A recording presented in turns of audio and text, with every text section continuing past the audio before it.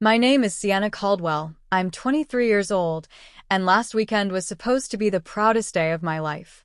After 4 grueling years of sleepless nights, double shifts at a bookstore cafe, and missing out on almost every party my friends invited me to, I finally graduated college with honors. I thought maybe just this once, my family would actually be proud of me. Instead, they humiliated me in a way I'll never forget. My parents, Corinne and Dale, and my younger brother Maddox came to my graduation lunch. I had picked a cozy little bistro I'd been saving up for, warm lighting, soft music, because I wanted this moment to feel special. Before I could even open my menu, Maddox ordered the most expensive entree and added an extra appetizer for the table. My parents followed suit, cocktails, dessert, everything. I kept smiling, telling myself this is fine. It's my day. It's worth it. But when the check came, my dad casually pushed it toward me and said with a chuckle, "Graduates treat their families, right? It's tradition." My smile disappeared. The bill was almost my entire week's paycheck. They all stood up, still laughing, grabbed their jackets, and headed for the door. I just sat there, cheeks burning, pretending I wasn't about to cry as I handed my debit card to the waiter. And in that exact moment, I knew this wasn't just about a bill. It was about years of being taken for granted. And something inside me finally snapped. Growing up as a Caldwell was complicated. My mom, Corinne, was the kind of woman who believed perfection was the bare minimum. If my hair wasn't brushed a certain way or my grades weren't the highest in the class, she'd let me know. Her favorite phrase was, "Do better, Sienna. You can always do better." My dad, Dale, wasn't cruel. He just wasn't really there. He was always busy with his auto shop or sitting in front of the TV after work, tuning everyone out. If I got an A, he'd just grunt and say, "Good.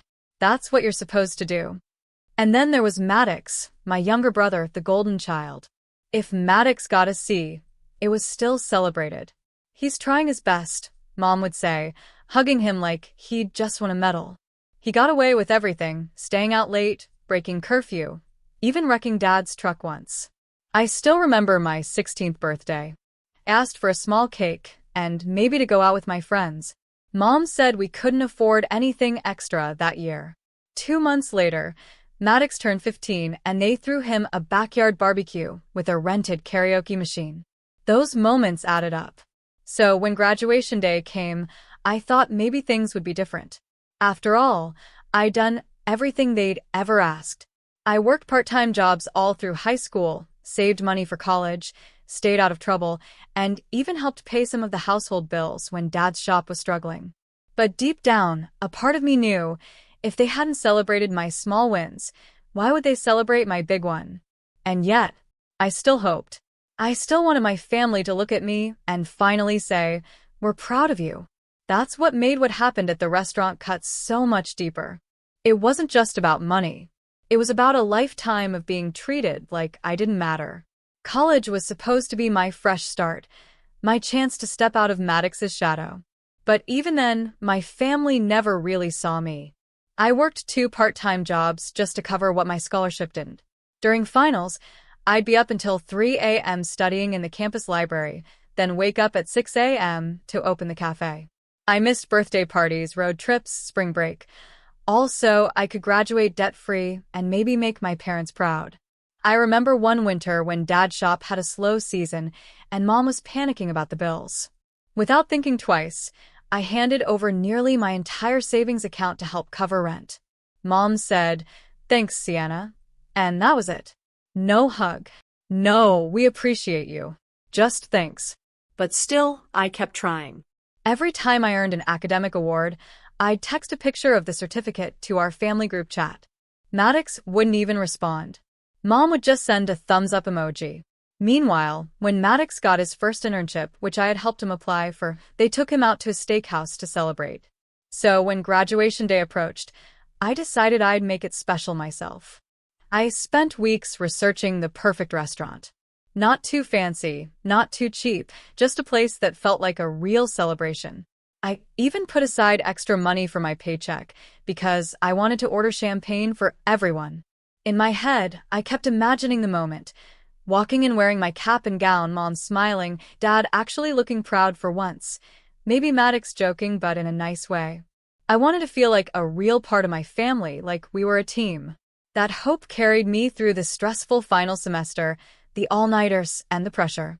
But when we actually got to the restaurant, the energy was completely different. Maddox complained about the menu, Mom scrolled on her phone between courses, Dad barely said anything. Still, I held on. I kept thinking, it'll get better. We just need to get through the meal. I didn't know it then, but that quiet optimism was about to be shattered completely. By the time dessert plates were cleared, my stomach was already in knots. Maddox was laughing about some story from his internship, Mom was posting photos of her cocktail on Instagram, and Dad was scrolling through sports scores on his phone. Nobody even mentioned my graduation beyond a casual, "Congrats, kid." Then the waiter placed the check on the table. Without hesitation, Dad slid it toward me and said, almost cheerfully, "Well, Miss College graduate, this one's on you." Maddox smirked. "Yeah, come on, Sienna. Big girl job soon, right?" I felt my face get hot. The number at the bottom of the bill made my chest tighten. It was almost my entire week's pay from the cafe. I waited, hoping maybe Mom would say something. Hoping someone would offer to at least split it. But nobody moved. Finally, I swallowed hard and handed over my card. My hands were shaking so badly the waiter had to take it from me twice. When he brought it back, they were already standing, gathering their jackets. "Thanks, sweetheart," Mom said casually, as if I'd just passed the salt. I sat there for a moment, frozen, while the restaurant buzzed around me.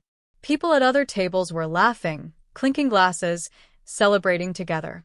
And there I was, alone, broke, and humiliated on what was supposed to be the best day of my life. I grabbed my things, walked out of the restaurant, and didn't say a word during the car ride home. The silence was so loud it felt like it was crushing me. When we pulled into the driveway, I didn't go inside. I just turned and walked down the street, my gown still in my hand, tears blurring my vision. That was the night I decided I was done. That night, I lay awake in my childhood bedroom staring at the ceiling, my graduation cap sitting on the dresser, like some kind of cruel joke. All I kept thinking was, if this is what family feels like, why am I fighting so hard to stay? The next morning, I made my decision. I packed my things slowly, not in anger, but with a strange calm. I sold a few of my old clothes and furniture online, scraped together whatever money I could, and put in my notice at the cafe. 2 weeks later, I signed a short-term lease in a small apartment 3 hours away, in a town where nobody knew me. The first night there, it felt strange, quiet, lonely, but also freeing. There were no slammed doors, no casual criticisms, no expectations hanging over my head. Just me. I got a job at a local bookstore cafe, not glamorous but steady, and started building a new routine. I'd walk to work every morning, headphones in, coffee in hand, feeling a little more like myself with each passing day. For the first time in my life, I started celebrating my own wins. I bought a tiny cake for myself on my first work anniversary. I framed my diploma and hung it on the wall above my desk, something my family never bothered to do. And slowly I started to make friends. Real friends. The kind who texted to check in, who showed up for movie nights, who cheered when I got promoted to assistant manager. Piece by piece, I was building a life that felt safe. A life where I wasn't constantly proving I was worthy of love. There were hard days, of course, nights when I cried myself to sleep missing the idea of a family, not the reality of mine. But even in those moments, I knew I had made the right choice. For the first time ever, my happiness wasn't something I had to beg for. And that was enough to keep going. It didn't take long before my absence became impossible for them to ignore. At first, it was small things, a casual text from Mom. "Your brother misses you. When are you coming home for Sunday dinner?" I didn't reply.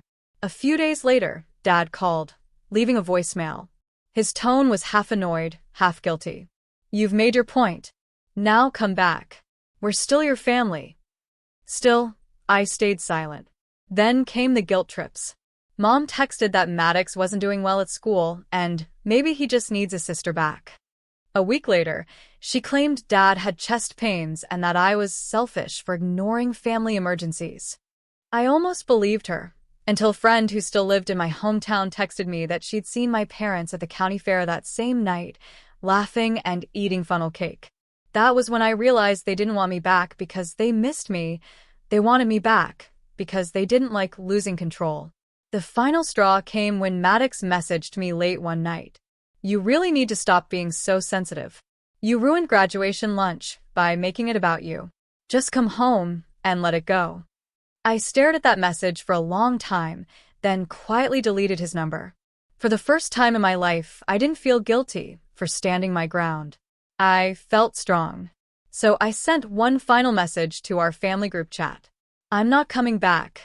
I hope you all take care of each other, but I'm done begging to belong." Then I turned off my phone, set it on my nightstand, and went to sleep with a peace I had never known before. It's been over a year since that night I sent my final message. My little apartment doesn't look like much, mismatched furniture, thrift store decor, but it's mine. Every book on the shelf, every photo on the wall, was chosen by me. There's no tension in the air, no fear that one wrong word will ruin the whole evening. And you know what? I'm happier now than I've ever been. I recently got promoted to store manager at the bookstore cafe, and my friends threw me a surprise party.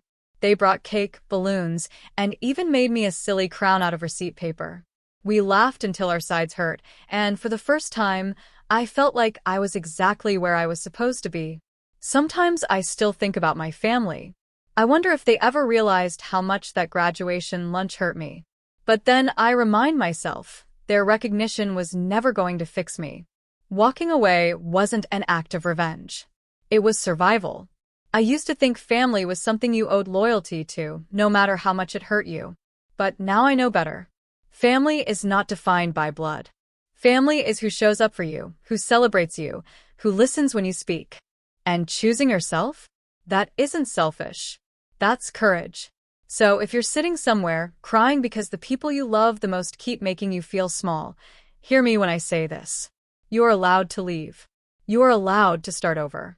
And you are allowed to be proud of yourself, even if no one else ever is. Because sometimes the bravest thing you can do is walk away and build a life where you finally feel at home.